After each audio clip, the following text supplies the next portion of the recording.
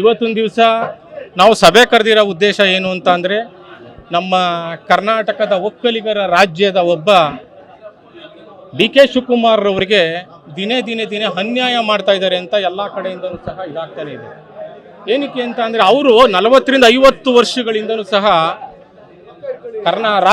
ಕಾಂಗ್ರೆಸ್ ಪಕ್ಷಕ್ಕೆ ಆದಂತಹ ಅವ್ರದೇ ಆದಂತಹ ಕೆಲಸ ಮಾಡ್ಕೊಂಡು ಅವ್ರದೇ ಆದಂತಹ ಮಾಡ್ಕೊಂಡು ಇವತ್ತೊಂದು ದಿವಸ ಒಂದು ಒಳ್ಳೆ ಅಭಿವೃದ್ಧಿನ ತಗೊಂಡು ಕಾಂಗ್ರೆಸ್ ಪಕ್ಷವನ್ನು ಅದ್ದೂರ ಬೆಳೆಸ್ಕೊಂಡು ಬಂದಿದ್ದಾರೆ.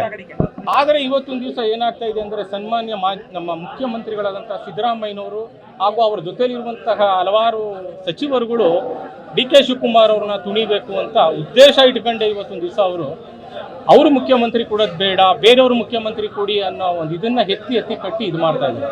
ಹಾಗಾಗಿ ಇವತ್ತೊಂದು ದಿವಸ ನಮ್ಮ ದಿನೇ ನಮ್ಮ ಒಕ್ಕಲಿಗರಿಗೆ ಅನ್ಯಾಯ ಆಗ್ತಾನೆ ಇದ್ದಾರೆ. ನಾವು ಇನ್ನು ಎಷ್ಟು ದಿವಸ ಅಂತ ನಾವು ಸೌರಿಸ್ಕೊಂಡಿರೋದು.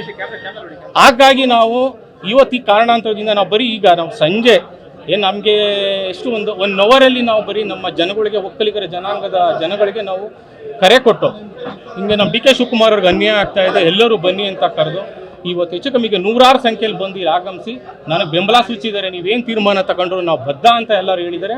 ಹಾಗಾಗಿ ಇವತ್ತು ದಿವಸ ನಾವು ಈ ಸಭೆ ಸೇರಿದ್ದೀವಿ. ನಾವು ಅದೇ ಇವತ್ತಿನ ಏನಾಗ್ತಾ ಇದೆ ಅಂತ ಅಂದರೆ, ದಿನೇ ಈಗ ಅಲ್ಲಿ ಡಿ ಕೆ ಶಿವಕುಮಾರ್ ಅವ್ರಿಗೆ ಮುಖ್ಯಮಂತ್ರಿ ಪದವಿ ಕೊಡಲೇಬಾರ್ದು ಅನ್ನೋ ಕಾರಣಾಂತರದಿಂದ ಇವತ್ತೊಂದು ದಿವಸ ಬೇರೆ ಥರ ಎಲ್ಲ ಹಿಂದೆ ಕೆಲಸಗಳು ಮಾಡ್ತಾ ಇದ್ದಾರೆ.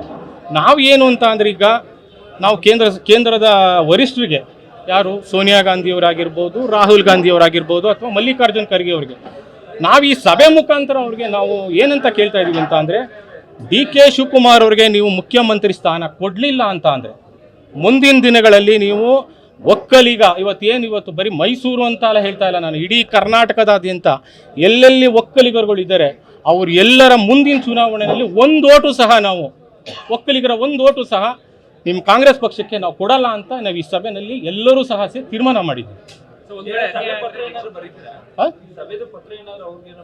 ಬರಿತೀವಿ, ಅದನ್ನು ಸಹ ಬರಿತೀವಿ. ಬಟ್ ಡಿ ಕೆ ಶಿವಕುಮಾರ್ ಅವ್ರಿಗೆ ಅನ್ಯಾಯ ಆಗಲ್ಲ ಅಂತ ಎಷ್ಟೋ ಜನ ಹೇಳ್ತಾನೆ ಇದ್ದಾರೆ. ಇವತ್ತು ಡಿ ಕೆ ಯಾರು ಸಿದ್ದರಾಮಯ್ಯನವರು ಮಾತಿನಂತೆ ಮಾತು ಉಳಿಸ್ಕೊಳ್ತಾರೆ, ಅವರು ಅದ್ರ ಪ್ರಕಾರ ಕೊಡ್ತಾರೆ ಅಂತ ಹೇಳ್ತಾರೆ.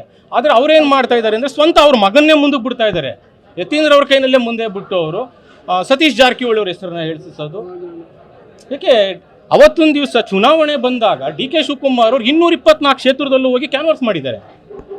11 ಗಂಟೆ ರಾತ್ರಿನಲ್ಲೂ ಸಹ ನಮ್ಮ ಒಂಟಿಕೊಪ್ಪಲ್ ಸರ್ಕಲ್ ಬಂದು, ಇದು ಅವತ್ತೊಂದು ದಿವಸ ನಮ್ಮ ಚಾಮರಾಜ ಕ್ಷೇತ್ರದ ಹರೀಶ್ ಗೌಡ್ರು ಅಂತ ಇಲ್ಲಿ ಕಾಂಗ್ರೆಸ್ಸಿಂದ ಗೆದ್ದಿರೋ ವ್ಯಕ್ತಿ, ಅವ್ರ ಪರವಾಗಿ ಓಪನ್ ಆಗಿ ಅವರು 12 ಗಂಟೆಯಲ್ಲಿ ಕೈ ಮುಗಿದು ಕೇಳ್ತಾರೆ, ದಯಮಾಡಿ ಕಾಂಗ್ರೆಸ್ ಪಕ್ಷದಲ್ಲಿ SM ಕೃಷ್ಣ ಅವ್ರು ಬಿಟ್ಟರೆ ನೆಕ್ಸ್ಟು ಮುಖ್ಯಮಂತ್ರಿ ಆಗೋ ಸಂಭವ ಇರೋದು ನನಗೆ ಇರೋದು. ಹಾಗಾಗಿ ನೀವೆಲ್ಲರೂ ದಯಮಾಡಿ ನೀವು ಒಂದು ಒಕ್ಕಲಿಗನಿಗೆ ಒಂದು ಹೆಲ್ಪ್ ಮಾಡಿ ಅಂತ ಡಿ ಕೆ ಶಿವಕುಮಾರ್ ಕೈ ಮುಗಿದಿರೋದ್ರಿಂದ ಇವತ್ತೊಂದು ದಿವಸ ಚಾಮರಾಜ ಕ್ಷೇತ್ರದಲ್ಲಿ ಇವತ್ತು ಹರೀಶ್ ಗೌಡ್ರು ಗೆಲ್ಲಿಸಿದ್ದಾರೆ. ಅದೇ ರೀತಿಯಲ್ಲಿ ಮಂಡ್ಯದಲ್ಲಿ 7 ಕ್ಷೇತ್ರದಲ್ಲಿ 6 ಕ್ಷೇತ್ರನ ಕಾಂಗ್ರೆಸ್ ಅವರು ಕೊಟ್ಟಿದ್ದಾರೆ. ಏನಕ್ಕೆ ಅಂತ ಅಂದರೆ, ಡಿ ಕೆ ಶಿವಕುಮಾರ್ ಅವರು ಮುಖ್ಯಮಂತ್ರಿ ಆಗ್ತಾರೆ ಅಂತ. ಏಕೆಂದರೆ SM ಕೃಷ್ಣ ಅವರು ಮುಖ್ಯಮಂತ್ರಿ ಆಗಿರೋದನ್ನು ಎಲ್ಲ ನೋಡಿದ್ದೀವಿ. HD ಕುಮಾರಸ್ವಾಮಿ ಅವರು ಆಗಿದ್ದಾರೆ, HD ದೇವೇಗೌಡರು ಸಹ ಆಗಿದ್ದಾರೆ. ಇನ್ನೊಬ್ಬರು ನಮ್ಮ ಒಕ್ಕಲಿಗರು ಡಿ ಕೆ ಶಿವಕುಮಾರ್ ಆಗಲಿ ಅನ್ನೋ ಒಂದು ಕಾರಣಾಂತರದಿಂದ ಇಡೀ ಮಂಡ್ಯದಲ್ಲೂ ಸಹ ಒಕ್ಕಲಿಗರು ಬೆಂಬಲಿಸಿ ಅಲ್ಲೂ 7 ಸೀಟಿಗೆ 6 ಸೀಟ್ ಕೊಟ್ಟಿದ್ದಾರೆ. ಚಿಕ್ಕಮಗಳೂರಲ್ಲಿ ಕೊಟ್ಟಿದ್ದಾರೆ, ಹಾಸನಲ್ಲಿ ಕೊಟ್ಟಿದ್ದಾರೆ, ತುಮಕೂರಲ್ಲಿ ಕೊಟ್ಟಿದ್ದೀವಿ, ಮೈಸೂರಲ್ಲಿ ಕೊಟ್ಟಿದ್ದೀವಿ.